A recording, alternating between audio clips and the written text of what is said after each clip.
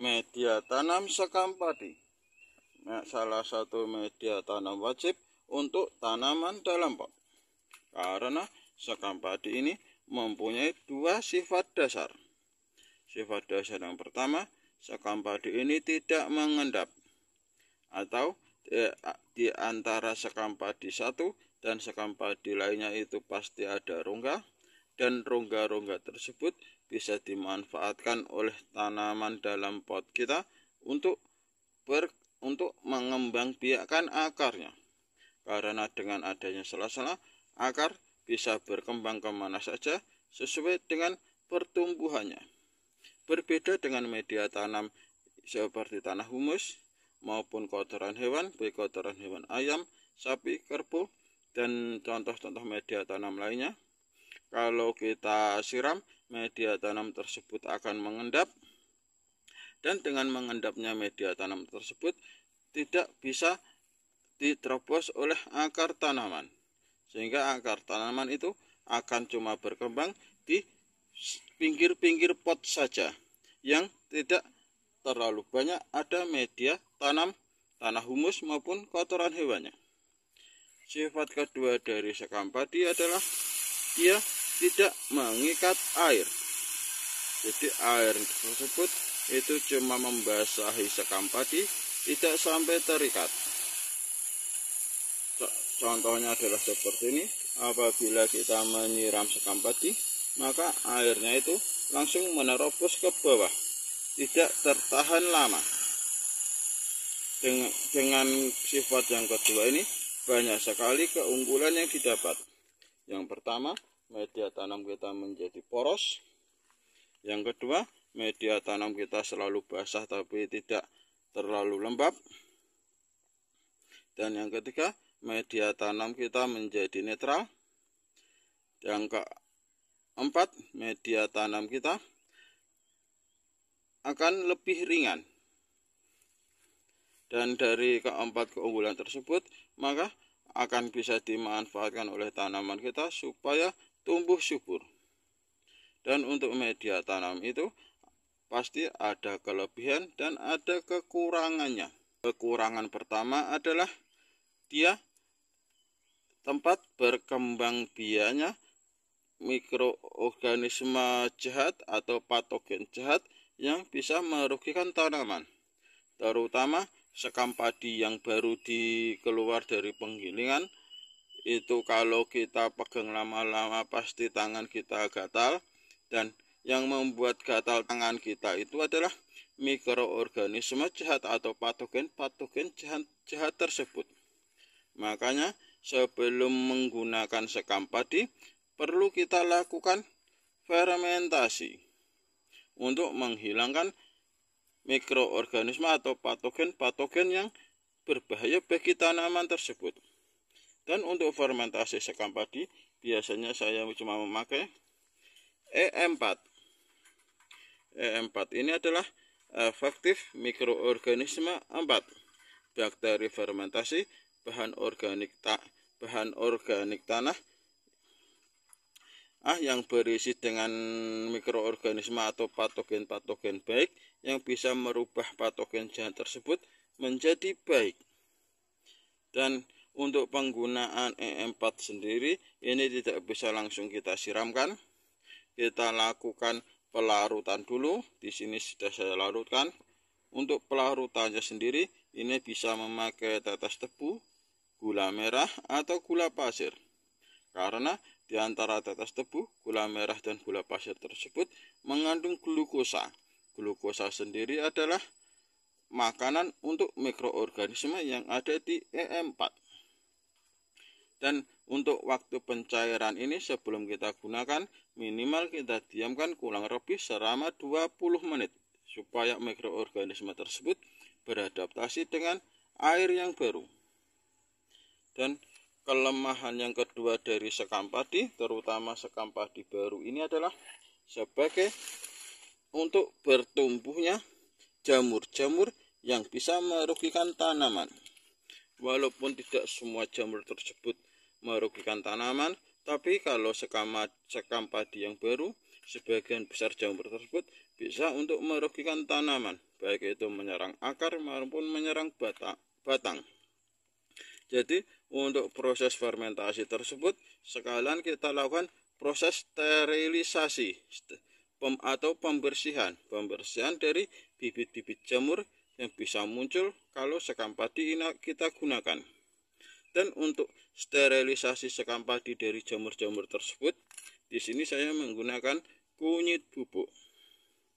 Kunyit bubuk ini fungsinya pun sangat banyak untuk tanaman kita, terutama untuk membasmi atau menghilangkan jamur-jamur yang bisa merugikan tanaman kita. Dan kekurangan yang ketiga dari sekam padi ini adalah tempat berkembangnya binatang-binatang kecil yang bisa menjadi hama tanaman kita. Binatang-binatang tersebut sebagai contoh seperti semut, cacing, terus kelabang kecil-kecil, tungau, dan lain sebagainya. Makanya untuk proses sterilisasi ini selain kita sterilisasi atau pembersihan jamur, kita juga mengantisipasi untuk pembersihan hama-hama atau hewan-hewan kecil tersebut. Dan untuk pembersihan hewan-hewan kecil tersebut, di sini saya menggunakan garam krosok atau garam dapur. Garam dapur ini adalah air laut yang sudah dipadatkan, sehingga dengan air laut yang mempunyai pH 7-8, jadi nanti hewan-hewan kecil itu menjadi tidak nyaman atau teracuni apabila ada air laut. Karena air laut tersebut bersifat asin. Asin adalah rasa yang paling tidak disukai oleh hama-hama atau hewan-hewan kecil.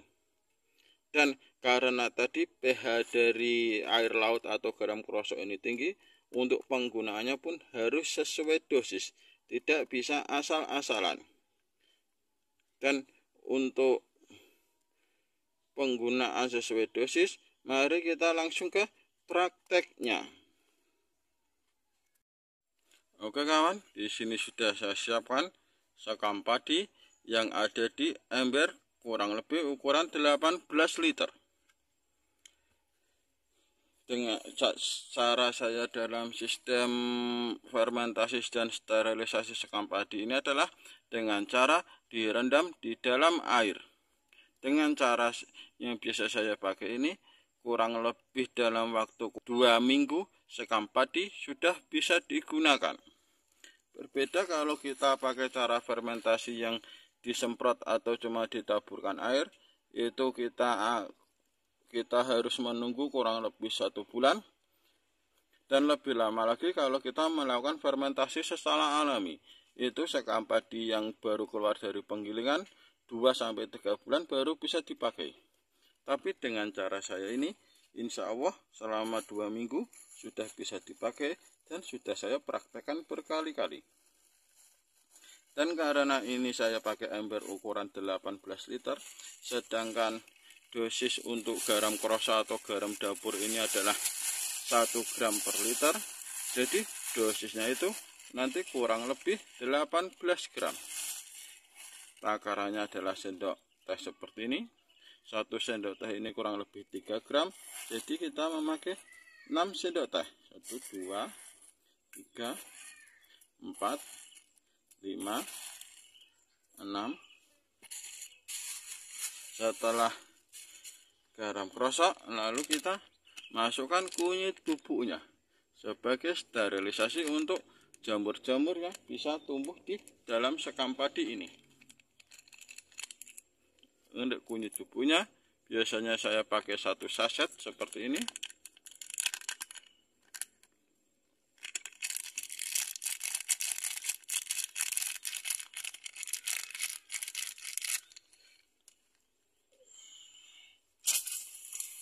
Lalu kita isi dengan air.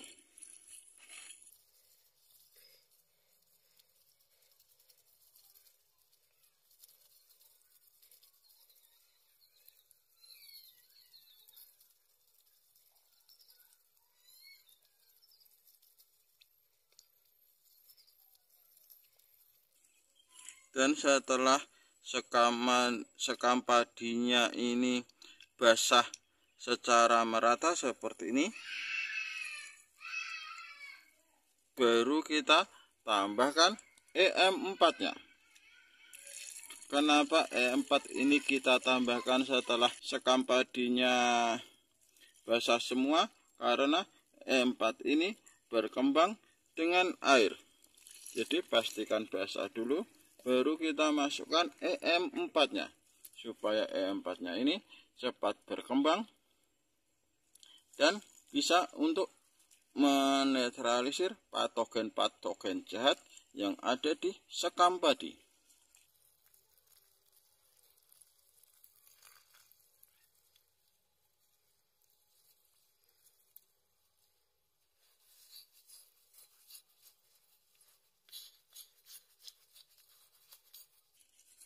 Dan setelah airnya menyembul seperti ini, kita lakukan dengan sistem anaerob atau kedap udara. Dan supaya ember ini kedap udara, kita tutup dengan plastik. Plastik pastikan dengan karet. Dan terima kasih. Dan beginilah cara saya dalam fermentasi dan sterilisasi media tanam sekam padi. Terima kasih sudah menonton. Wassalamualaikum warahmatullahi wabarakatuh.